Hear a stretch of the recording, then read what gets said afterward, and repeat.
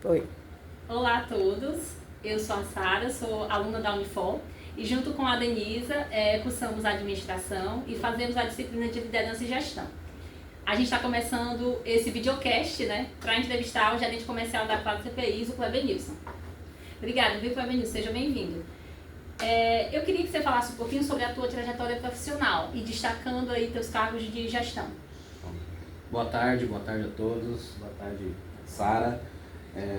Obrigado pela oportunidade aí de estar podendo compartilhar um pouquinho da minha história, né, do formato de liderança. Então, falando um pouquinho do meu histórico profissional, né, eu trabalho sou formado em gestão comercial, né, já trabalho aí, atuo no mercado como gestor há mais de 20 anos, né, trabalhando com pessoas, no mercado que atua há mais de 25 anos, né, e sempre no mesmo mercado de proteção de pessoas, né, EPIs. E a minha formação, né, embora tenha formação de gestão comercial, mas a minha formação foi no dia a dia, né? Eu já atuei morando, né, só não atuei no norte ainda do país, então já rodei bastante aí o Brasil, e eu acho que também um pouco ou muito da minha formação é lidando com as pessoas, com culturas diferentes, né, com pessoas, com clientes que cada um pensa de uma maneira, né, e tenho um histórico de 23 anos numa mesma empresa, né, trabalhando numa mesma empresa, e foi nessa empresa que eu rodei aí o país fazendo a gestão, né, e isso me fez, né, ter, assim, a experiência que eu tenho hoje foi baseado mesmo nas tratativas do dia a dia, né.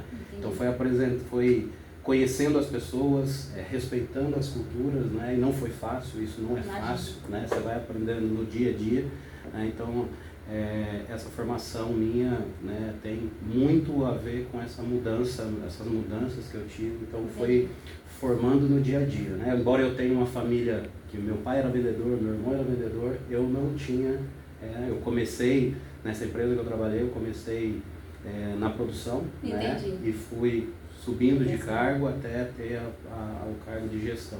E aí foram em alguns distribuidores, trabalhei em clientes, então essa é a minha formação. Tá certo. A gente vai falar agora sobre como você definiria o seu estilo de liderança, né? Existe o autocrático, que é onde o líder toma as decisões, democrático, que é onde ele incentiva a participação da equipe, liberal, que é o que delega autonomia ao time, e o situacional, que se adapta ao contexto. Sim. Como você definiria, né? Eu olhando aqui, eu acho que eu passei um pouco por todos aqui, né? E aí talvez eu me encaixe aqui no situacional. Até por causa dessas mudanças que eu tive, né? Sim. De estados, de culturas, e você vai se adaptando, sim, em algumas situações de liderança você tem que se adaptar, ainda mais nos dias de hoje, sim, que as mudanças elas estão tão rápidas, né? As pessoas não são as pessoas que a gente lidava alguns anos atrás. Né? Eu vendo um vídeo esses dias, uma pessoa colocou, principalmente eu, né? Não você, mas as pessoas de 35 a 45 anos, ele falou assim, uma geração que não existe mais. Eu falei, como assim? Porque é uma geração que ela lidou com as pessoas, ela lida com as pessoas que não tinham acesso à internet, a gente lidou com isso, a gente veio dessa formação de não ter acesso à informação, e também estamos pegando essa nova geração que está chegando, que já é conectada. É verdade. E é uma geração que aí ele falou que eu entendi, de 35 a 45 anos, é uma geração que não vai existir mais, porque vai lidar com as duas situações. Tem aqueles que já não conseguem mais lidar com a tecnologia, né? E aqueles que já estão nascendo na tecnologia e querem as coisas muito rápidas, né? Então, hoje, nos dias de hoje, claro que eu trabalho nas empresas, eu converso com as pessoas, eu falo, a empresa, ela tem tem que ser respeitadas, sim, as hierarquias, decisões, sim, muitas vezes, na grande maioria, são a empresa que toma, mas a gente também tem que se adaptar a isso. Então, olhando aí, eu vejo hoje que o situacional é o que se encaixa mais no meu perfil. E como que você descreve o seu relacionamento com a equipe atual, né? Você está na Claros. Olha, hoje eu tenho aí uma equipe de mais de 50 pessoas, né? E cada pessoa é de um jeito, todo dia tem pessoas que não estão com um humor muito legal, como Sim, nós também, sim. como eu, mas eu acho que é o fato de você saber conversar, né? Foi uma das coisas que eu fiz aqui, conversar, conhecer Sim. cada um, entender até certo ponto o tempo de cada um também, né? Sim. Sabendo que precisa entregar resultado e a gente trabalha com isso. É. Mas sabendo o tempo de cada um, né? Sabendo que aquela pessoa eu posso cobrar dessa maneira, essa pessoa de outra. E eu tenho essa comunicação bem aberta, né? Eu sou muito transparente, né? Nas minhas conversas, nos meus diálogos com a equipe. Né? Então eu procuro ter essa conversa, mas nunca deixar de cobrá-los, né? Entendi. Isso é o mais importante. Verdade. E o que você faz quando não atinge a meta? Porque de vez em quando acontece, é raro, mas acontece. Que tipo de estratégia você utiliza quando isso ocorre? A primeira coisa que eu falo não é porque batemos na meta que está tudo certo, e também ao contrário, não é porque não atingiu, não bateu a meta, não chegou nos resultados que está tudo errado. O que a gente precisa é analisar, né, os números, né, a questão de clientes atendidos, positivação de carteira, né, todos esses fatos são importantes, né, e conversar com a equipe, entender cada um, entender o que aconteceu, tudo, e aí traçar as estratégias, né, corrigir o que precisa ser corrigido, aperfeiçoar o que precisa ser aperfeiçoado, né, e eu costumo dizer para todos aqui que a palavra meta, né, eu costumo colocar as iniciais dela, né, que a gente só atinge o resultado ou a meta quando a gente tem método, sim, estratégia, técnica e atitude. Sem esses 4 pontos, na minha visão, eu acho que a gente não consegue entregar o resultado. Então a meta, ela se entrega com M de método, a gente tem que ter um método, tem que ter um plano de ação, tem que ter uma estratégia, né? O T de técnica, eu preciso conhecer o meu sistema, eu preciso conhecer o produto, eu preciso conhecer o meu cliente. E o principal de todos, ação, atitude. Então é isso que faz a gente aí corrigir as rotas e no próximo mês entregar o resultado. Eu queria que você citasse um relato de uma situação que a tua liderança foi fator decisivo para o sucesso da equipe. Olha, tem algumas e muito fruto do trabalho, né? Mas eu vou pegar uma de forma geral. Foi assumir uma equipe que há algum tempo já não atingiu o resultado, né?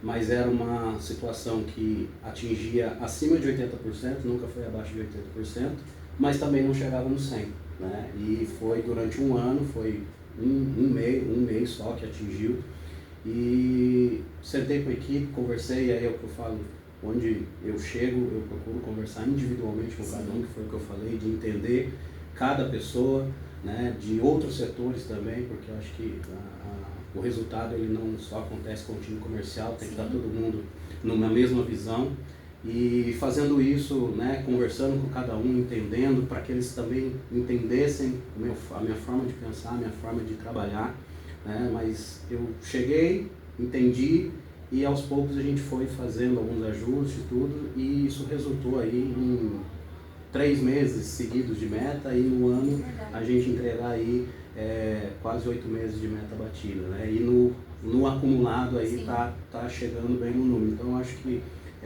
esse fator de você mudar através, primeiro, de uma conversa. Você precisa entender que é o que eu falo para todos. Atrás de um resultado existe um ser humano, existe uma pessoa, e não é que a gente vai se adequar a tudo, mas a gente precisa entender que nem sempre essa pessoa ela tá legal, e a gente tem que, até certo ponto, entender também até que ponto cobrar, mas que ela entregue o resultado. Então acho que foi um exemplo que pode ser dado de grupo. Né? Verdade. E qual seria o maior mito que você considera que as pessoas acham que significa liderar? Tem vários, né? Olha, tem... porque eu quero assumir o cargo para eu fazer menos, né? Para eu trabalhar menos. Né? A questão de só mandar, como a gente estava conversando, né? De simplesmente achar que falar e a pessoa vai seguir. Né? Eu acho que são alguns mitos aí que trabalha menos, né? Então, mas não é isso. Liderar é você inspirar pessoas, é você fazer que as pessoas façam pelo exemplo, né? Claro que eu não vou fazer sempre, né? Mas eu tenho que mostrar como faz, né? Mas eu acho que é isso. O mito é de achar que a pessoa só manda, né? Trabalha menos, né? Não tem horário, não tem essas coisas. Mas não é bem assim não. Então acho que pode-se dizer aí que é o de trabalhar pouco e mandar, só mandar. Entendi. E como você dá feedback e reconhece os méritos de cada um da sua equipe? E nessa nova geração, né, se fala muito em feedback, né? Sim. E aí eu até olhando essa pergunta, eu fui buscar e já era dado os retornos, né? Verdade. O feedback, né? Só que às vezes era de outra maneira, né? Você, no dia a dia, você conversando, tudo. Mas o formato que eu tenho é de ser mesmo claro, ser transparente, né? Colocar na mesa preto no branco, mas de uma forma respeitosa, se colocando no lugar da pessoa, de que forma eu gostaria de ouvir isso, porque não é fácil, né? E ninguém gosta de ouvir coisas que às vezes são correções, né? Mas é pontuar aquilo que está sendo assertivo da pessoa, mas é ser muito claro, muito transparente, sempre estar perguntando se você ficou com alguma dúvida do que eu estou te falando, e sempre estender a mão e se colocar à disposição. Eu estou aqui para te ajudar nessa correção que eu estou te fazendo, esse feedback às vezes negativo, feedback né? negativo é bem delicado mesmo. E aí você colocar à disposição. Dá até pessoalmente, eu procuro dar exemplos meus, né? Às vezes cito, que é exemplo meu, às vezes só coloco a situação. Mas muitas vezes eu procuro usar exemplos meus, porque eu me coloco no lugar da pessoa. Então, assim, mas eu acho que o feedback ele tem que ser direto ao ponto, sem muitos rodeios, porque a gente às vezes fica preocupado em falar, em ferir, e não é isso. A gente quer corrigir e eu acho que o principal de todos é estender a mão e se colocar à disposição. Muito legal. E o que você faz para garantir que a equipe se sinta confortável e apoiada? Eu acho que está meio que inserido, né, do que você acabou de dizer. Exatamente. Eu acho que o líder, ele é aquele negócio, não é só as pessoas sentar e mandar, é você estar aberto, né, estar disponível principalmente, né, e ouvir as pessoas, né. Eu tenho muito esse perfil que não tinha, isso você vai desenvolvendo, né, e a gente vai desenvolvendo e aprendendo com os erros, né? Até olhando a tua trajetória. Exatamente. Mas se você está sempre aberto e dizer assim, até é um mito também que o líder não erra, né? E a gente erra sim também, às vezes. Então, o que a gente não pode é ficar com medo de tomar decisões e errar. Mas você mesmo estar aberto para conversar, né? E entender e não a todo momento também ter que se adaptar às pessoas. Acho que as pessoas têm que se adaptar a empresa que a gente trabalha, mas é sempre estar aberto e disponível para ouvir, né? Ser um bom ouvinte também, né? Liderar não é só falar, você tem que ouvir as pessoas também. Muito legal. Para finalizar, qual a característica que você considera importante para liderar pessoas?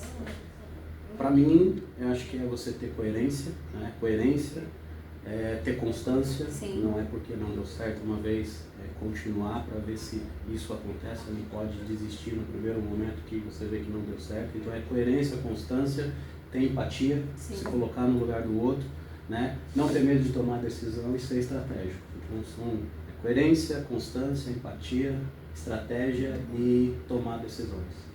Muito obrigada ao Kleber Nilson e a todo mundo que chegou no final desse vídeo. Obrigada. Obrigado, Sara.